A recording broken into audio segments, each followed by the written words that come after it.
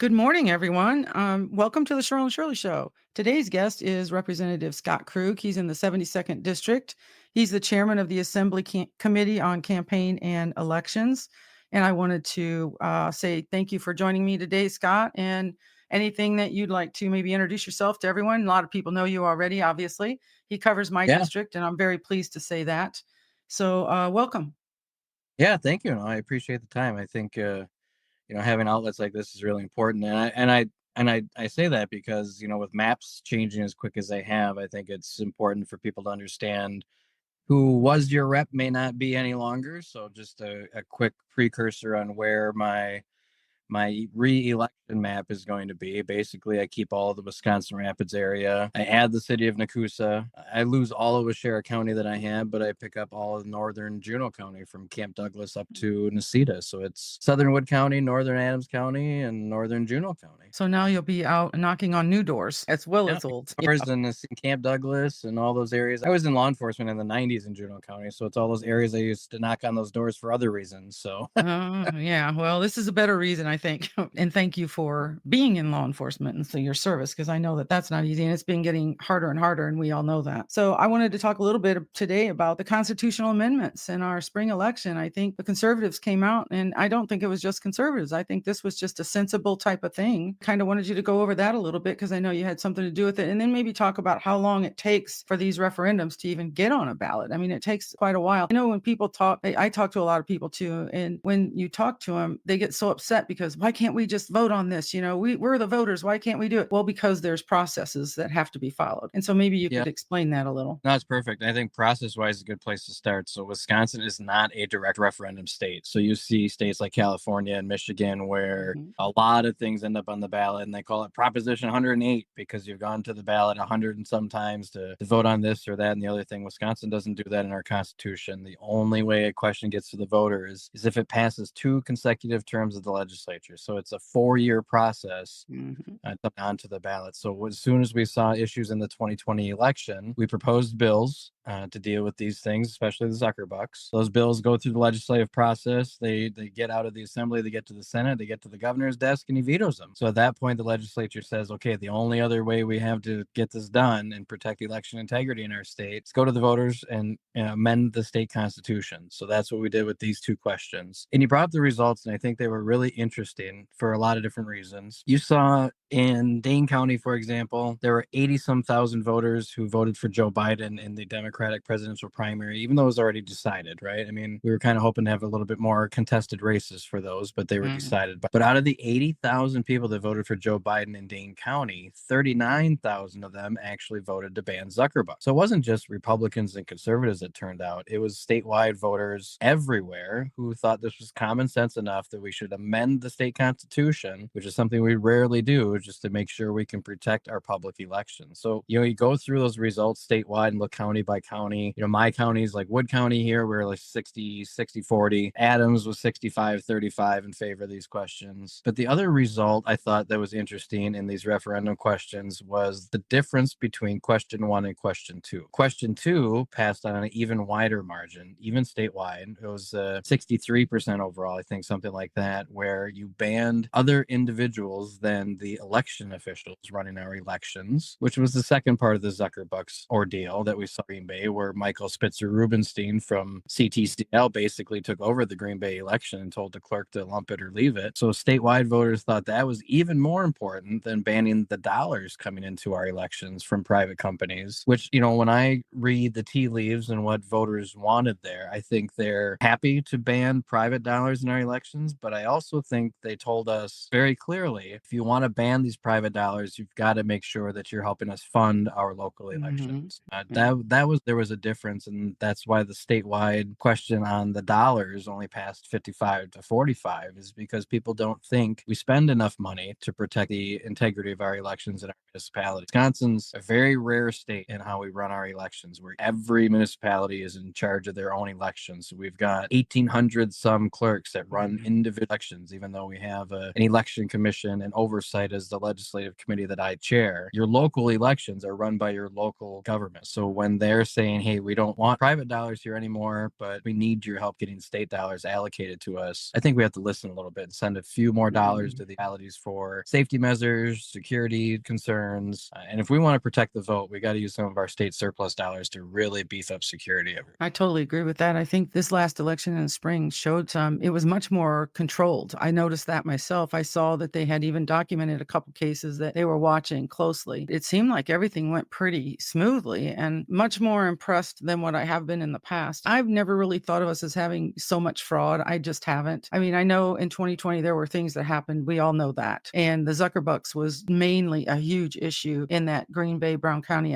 area. And we all know that too. And we know that people got so frustrated about what happened. I think that doing this is going to clear up a lot of that problem. And I'm very pleased also to explain it, that it takes 4 years. People don't understand that it takes a couple sessions for Assembly and Senate to get this stuff through. And that's why we can't just drop some things that we want to. You know, I mean, our legislators, I feel very, very fortunate to have the legislators we have. I'm a little concerned about the maps, as you talk about, because I know it's going to change the majority, you know, how it's going to change that. Maybe explain a little bit about why it had to be where the legislature had to go with the map that the governor put out. Explain that, because a lot of people don't know, oh, they sided with the governor. And this is something that I think the audience needs to know too. Yeah, I mean, they absolutely have to know what's going on here. So as the chair of campaigns and elections, maps also fall under my jurisdiction legislatively. So when bills are brought forward that deal with election-related stuff, such as a map, it's incumbent on me to do as much outreach as I can to help people understand why we did what we did. So I think the first and foremost biggest thing is that we should not have had to go through this process. It was unfair, a bad court decision. When our original map had gone all the way to the U.S. Supreme Court and they told us it was constitutional, that should have been the end of the story. But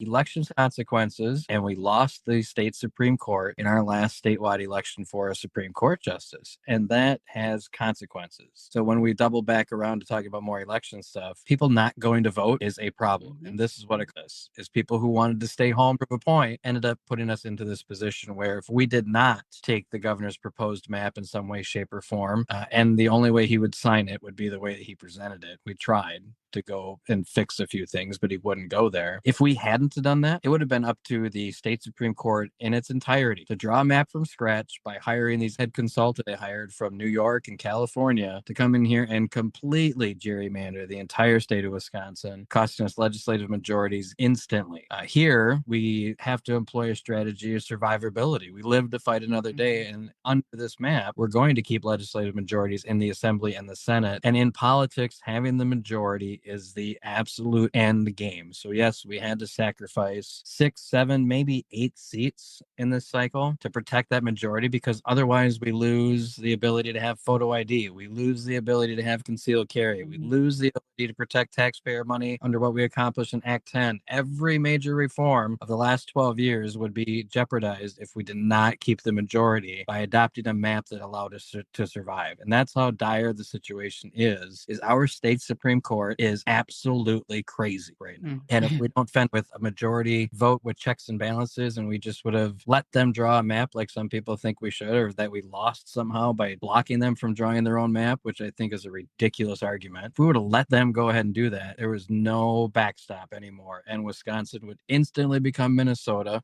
where abortion is allowed up to birth and after, where they spent a $17 billion surplus within 6 months, where you see the law enforcement is not and treated appropriately. I mean, I can give you 75 things that the Minnesota legislature did with a 1-seat majority in their state Senate. Wow. And that's what wanted us to do, is just leave it up to the court to decide and give them that 1 or 2 seat majority. So I read a list off to the Juneau County Republican Party at their caucus a few weeks ago after they told us, you know, me and Senator Teston, they told us, hey, we're just going to burn it to the ground. We're going to start over later. You know, the hell with you guys, and just tear it all down, and we're going to start over. I'm like, really? This is what you want? I read the list of 65 things that Minnesota did with a 1-seat majority in the state Senate. And at the end, they all looked at me like, oh, sorry, man. I didn't even think about 80% friend as somebody that you should trust more than an 80% enemy. And I think that was the message I took to the county party in Juneau County. And I'll keep spreading that message. I think Adams County gets it really well. A little iffy as to whether some folks in Wood County understand it entirely, but they're getting much better at it to understand that just because I don't agree with you on one issue doesn't mean that you should need to burn this whole thing to the ground and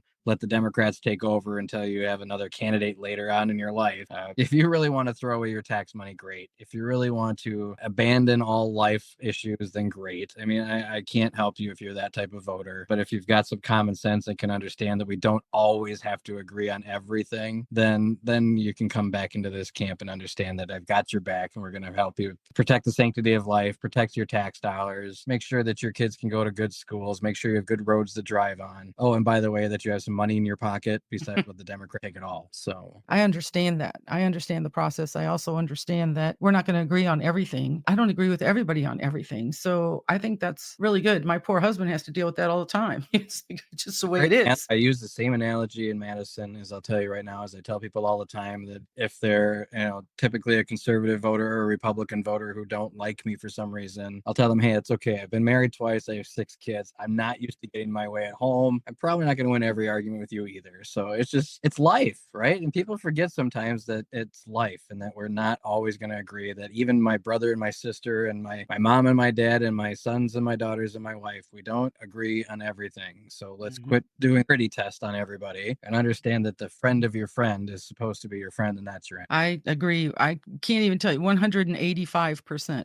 If we lose the majority, and I lived under that regime before, the Doyle regime, and that was all Democrat legislature. They had the majority, and it was really oppressive, especially to a small business owner. And at that time, my husband and I were running a small business. So I totally understand it 100%. And it makes me crazy when I talk to people and they get so mad and they say things, oh, I don't like him, I don't like him, and try to recall the speaker. It drives me absolutely insane because they don't understand the process and they do want to burn it down. And I don't get that. What you're doing is really good. And if you can send out that list to people, 65 things, because what my saying is, and I heard Senator Teston say this, don't Minnesota my Wisconsin. And that's exactly correct. Because I'm concerned about that. I see it. You can see little things happening. And by losing the Supreme Court, people don't understand how important that job is. And one of the things that I would like to see changed is, why is it, I know it's supposed to be nonpartisan, but we all know it's not anymore. Why is that Right. not in the general election? I mean, why is it not put there? And so that's one of the things that would be a question too. So let's talk a little bit more, since we're on election integrity and all, let's talk about those ballot boxes that I think are going to come back. And I think people need to understand why they're coming back, that it's not you, it's not Senator Teston, it's not any Republican. This is why they're coming back. This is exactly why I tried to have the conversation during our legislative session about creating a standard for drop boxes, right? Because when you control 1/3 of the government, you don't have a lot of levers you can pull. So sometimes you've got to get the best you can get. So knowing now that we did not deal with any standards for drop boxes or create a legal process for them to be specifically allowed, now that we're out of session, the state Supreme Court is going to go behind our backs and behind everybody's back and say, you know what, the legislature's not in anymore. We're in charge now, and we're going to reinstitute these drop boxes, and there's no standards and there's no rules, and you can do whatever the heck you want to do with these things. Whereas again, if people would have understood that sometimes when you don't have all the power, that you've got to be able to block things a certain way, if we would have been able to put in standards for security, if we would have been able to put in standards for construction, we would have been able to put in standards that made sure that a drop box went into a physical building instead of just a open container like a U.S. Postal Service box, I think we would have been much better off to have a standard in place that allowed them but had them very secured. And I struggle to see the sense in just letting the court get away with these things, but that's what happened. Now that we're out of session, the court's just going to reinstitute and just say, Madison, do whatever you want. Milwaukee, do whatever you want. Green Bay, go ahead and do whatever you want. The legislature couldn't deal with it because you wouldn't let them, so we're just going to take over here. Again, it's banging your head on the wall sometimes, trying to help people to understand that if you put standards and rules and regulations in place that are enforceable, controllable, you can make the worst situation better. But it's going to be probably June, maybe July, when they're going to make a ruling on these things and just put them out in their communities again, so people can have the theories that they're being stuffed with illegal ballots and all those other types of things again. And that's what caused all the problems in the first place, and initially, what I see anyway. So then, since we're on that, why don't we talk about bank your vote, because that could be our way of fighting this to a degree. Yeah. Let's talk about that a little bit. And I wish political memory was a little longer for some people, even legislators. I'm not picking on anybody in the public. Even legislatively, the reason that early voting was created is because we had way more Republican voters who were snowbirds who lived in Arizona, part-time, who lived in Florida part-time, who lived in Texas part-time, and we understood as a party that early voting was to our benefit. And we owned early voting for decades. It's not a new thing, not brand new in Wisconsin. We owned this process because all of our snowbirds were able to vote and still live in most of the places that they live. The Democrats figured it out. They planted the seed of doubt in all of our minds that early voting is a bad thing, that absentee voting is a bad thing, that you shouldn't do this and you should go to the polls only. But here's what happened on election day this spring. So it was about 1:30 in the afternoon. I'm an in-person voter. I always have been. I shouldn't be anymore because what happened to me was a great example of why we have early voting in Wisconsin. I was at the Y in Wisconsin Rapids on the treadmill, looking out the window, enjoying a nice view while I'm doing my workout. Starts snowing. No, and I look out and it's just almost whiteout conditions. And it's like, all right, well, let me get in the car, drive all the way down to Rome, go into the precinct, cast my ballot, then come all the way back up to Rapids, pick my kid up from school, do my grocery shopping, go home, make dinner, all those types of things, right? I mean, so I put myself in a predicament where I think what happened on election night, communities like in Northern Adams County, where we lost a county board seat by 1 vote, the weather affected the outcome because people like me didn't think I should get out and trust the early voting system, or just were so used to voting in person that a lot of people probably made the decision like, okay, it's 5:30. I got the kids from school. I got to go get dinner ready. I got a lot of things I got to get done on my nightly things to do. And now it's snowing. Like, I don't know if I'm going to go vote tonight. It's only a spring and maybe it's not the most important thing on my thing to do today. Whereas if they'd taken the time 6-7 days earlier, to go either to their clerk's office to vote in person or a couple of weeks earlier and requested an absentee ballot be sent to them with a photo ID requirement. Have to have a photo ID to get an absentee. They're all safe and secure. And if people would take some more ownership on voting early, we could own that process again. And even the who don't like early voting, or even the people that hate absentee voting, if there's one way I know to get Democrats to not like something, it's for us to own it. If you really want to get rid of early voting and you really think at some point we better just be same day voters, paper ballots, all that type of stuff, no machine, then go own the process right now and overwhelm the Democrats with turnout on early voting in November. And I guarantee you the first thing they're going to do is they're going to say, well, you shouldn't be able to do that. That's just how they operate. Got to put yourself into their mindset. If you really want to get rid of it, go use the living you know what out of it this coming November. Well, that's my plan. I actually voted early. I've done that probably, I would say, over the last maybe 4-5 years, something like that. I've done it every election. Sometimes I've done the absentee ballot online, and you have to scan your driver's license. You have to do, there's all kinds of things you have to follow, which is, we should have to do that. So you still have to use your photo ID. And I've gone over to, I live in the Grand Rapids Township. So I just drive over there in the morning, cast my vote. I'm all done. It's easy. I mean, there's no line, there's no nothing.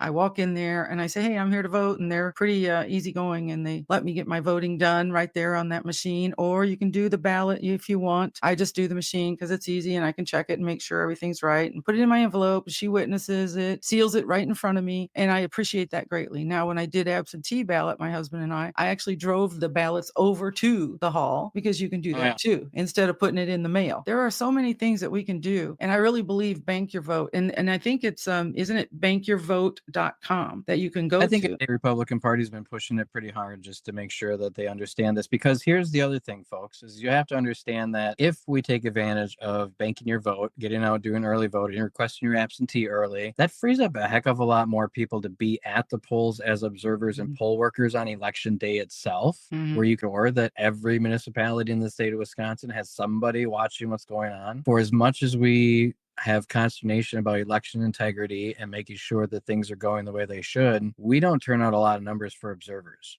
We don't turn out a lot of people who want to be poll workers. We don't do a very good job of that. For as much as we complain about election integrity, we don't seem to get the numbers of people that want to be there that day just to ensure that there is integrity. Getting your vote in early frees up plenty of us to be able to be at the polls doing that every day, or it frees us up to be able to drive around anybody who needs to get a ride to the polls, or it helps us do get out the vote campaigns where we can actually knock on doors on election day and say, hey, by the way, way, if you haven't voted yet, you have until 8 o'clock. There are 1,000 things that we can all do in our daily lives that don't depend on the legislature passing a bill to protect our election integrity. I mean, as much as I could pass 1,000 bills in the legislature, governor ain't going to sign them. So it's really incumbent on all of us to make sure that we're protecting our election processes in our own communities. Every election is municipally run. We have elected county clerks. We have elected municipal clerks. If we keep sending back those people that you say you don't trust, it is our own fault. As much as I would love to be a guy who can just blame the legislature, and I like to blame Congress sometimes too for things, as much as you'd like to blame the legislature, if you're not taking the steps on your own, I can't hear those complaints, because if you're not at the polls as an observer, knowing how the process works, knowing what happens to a ballot when it gets taken in and how it's processed and all of those steps that go into it, I struggle hearing that it's the legislature's fault. Right? I mean, we've got to do all of our own things too. We all have to do our fair share. Voting is one of them. I've actually talked to parents who don't vote in the spring elections. And I'm like, what do you mean? That's where school board is. You're telling me that you're complaining about what's going on at the school, but you're not even having a voice. And that's how you have your strongest voice. Your entire property tax bill is on the spring ballot. There is not a thing on your property tax bill that happens in the fall. We don't have a state property tax anymore. Your entire tax balance gets decided in an April election. And if you can't see that, then I don't know how to describe it better, because you've got your school board, your local municipal tax levy, your county board members who vote on your tax levies. You are picking all of those people. And whether you realize it or not, sometimes those nonpartisans, they're not nonpartisans. I'm on the Adams County board. We're not nonpartisan there, trust me. So when, like I mentioned, the one seat that we lost in Northern Adams County in the city of Adams, because I think of the turnout, because the one ward that this individual lost that race in is a ward that has a few extra nursing homes, elderly housing. I guarantee you that most of those people saw a name they recognized and just voted that name, as opposed to understanding the difference between the candidates or actually taking time to figure it out. It's just mind-blowing to me how many things we can do in our daily lives to make sure that the things that we want actually happen. Yes, I think that's very true. And honestly, somewhat unfortunate that people don't think that way. Why don't we talk a little bit about some of the vetoes that the governor has done to our legislators? People complain all the time about, tax breaks, and they complain about the election bills. And there was like 22 of them, I think, this session. He vetoed recently the ban on males for girls' sports. I heard a lot of people talking about that. They're very upset about these kind of things, and they don't understand. It's almost like they think our legislators aren't doing their job, but our legislators are doing their job. It's just you have a Democrat governor who sees things totally differently and doesn't even want to work with them. And even when he does work with them and agrees to something, he ends up vetoing it anyway. It's amazing. Yeah. So my best example of the type of character that Tony Evers can be is the Wisconsin Rapids Mill situation last session. It's not a session before, actually, already, where the closure was announced. The decision was made that we were probably going to lose them. Senator Test and I sprang into action and said, hey, we're going to try to figure out how to save this. We talked to the governor's office immediately. The governor told us point blank to our faces, hey, whatever you guys come up with, I will support. Cool. All right. So we worked out a bill. We figured out a way to leverage some federal COVID dollars to save some of the mill operations that needed to be saved with a $50 million price tag on them. Ran that bill through the assembly. It was almost unanimous vote. Ran it through the Senate, almost a unanimous vote. And 3 days later, the governor vetoed it. Like, what the, huh? And this is something he's done over and over again. He has vetoed more bills than any governor in Wisconsin state history. Wisconsin state history has never been another governor that's vetoed as many bills as Tony Evers has. And so when people say, why aren't you guys doing more? I don't know how many more bills we can put on his desk that end up becoming vetoes. That we are literally to the point now where I'm a strict originalist when it comes to the Constitution. I don't like changing it. I think our founders did a great job, but we have no other choice right now than to keep amending our Constitution, because that's how crazy our Supreme Court and our governor are right now. So you're going to see so many more questions constitutionally come to you over the next 2.5, 3 years, because we cannot get any movement with Governor Evers and his red pen of destruction vetoing everything that we want. So the tax breaks, we tried 3 different times, and every version he asked us to put it in to make sure it's a true middle-class tax cut instead of a tax cut for everybody, which it should be. But we tailored it to every different way that he wanted us to finally get it done. And he said he would sign it. He's vetoed it 3 times over.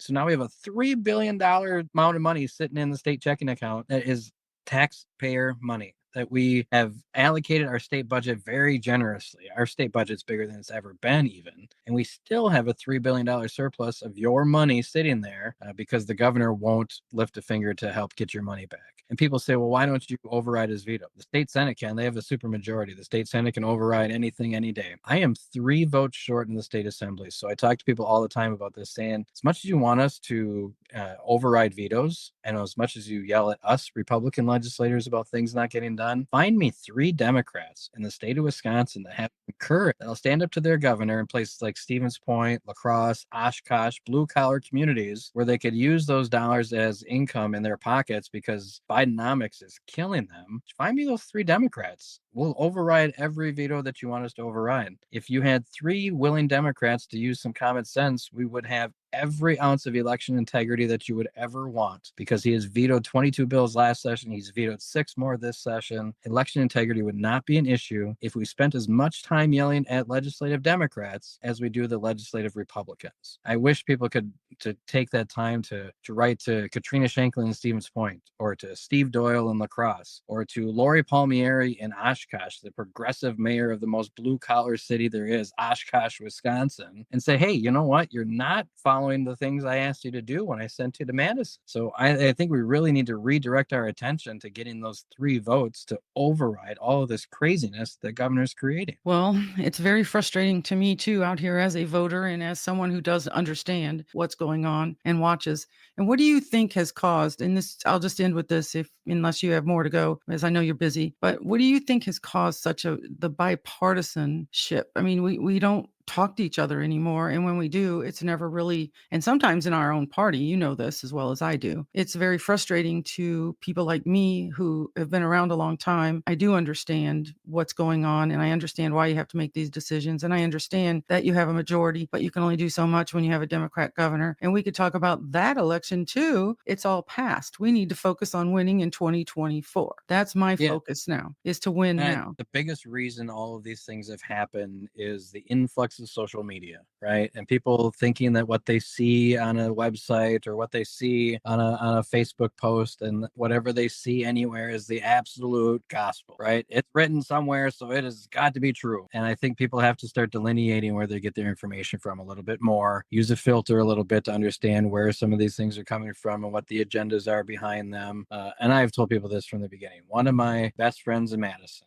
is Democrat Lise Snodgrass from Appleton. She is my ranking member on campaigns and elections. She and I talk all the time about our shared experience as human beings and legislators, and we have developed a friendship that has helped us be able to craft some bipartisan solutions to election integrity issues, because the only way that the Democrat governor of the state of Wisconsin is going to sign an election bill is if a Democrat or 2 or 3 vote for it. So it is worth it to me to spend that time developing relationships with Democrats. And when I say that, people's mouths just drop to the floor like, oh my God, you talk to a Democrat? Yes, that's what I do. I talk to people. We are all people at the Capitol. We all have lives. We all have priorities. The things we don't agree on, I don't talk to her. I don't want to hear how she supports abortion up to birth and maybe beyond. I don't talk to her about the things we don't agree on. I do talk to her about the things that I think we can make some progress on. And until I have a Republican governor, I literally have no choice but to do that. Mhm. The Supreme Court's not going to bail me out. The governor sure the heck isn't going to help. My only path is by developing relationships in the legislature. And honestly, it is the best thing I've ever done. Tommy Thompson is my political idol. My entire life, I've looked up to the man to say, you know, you led in a time that was just as tumultuous. You were a Republican governor who never had a legislative majority, but you're still able to shepherd Wisconsin through 14 years of the same arguments that we have. And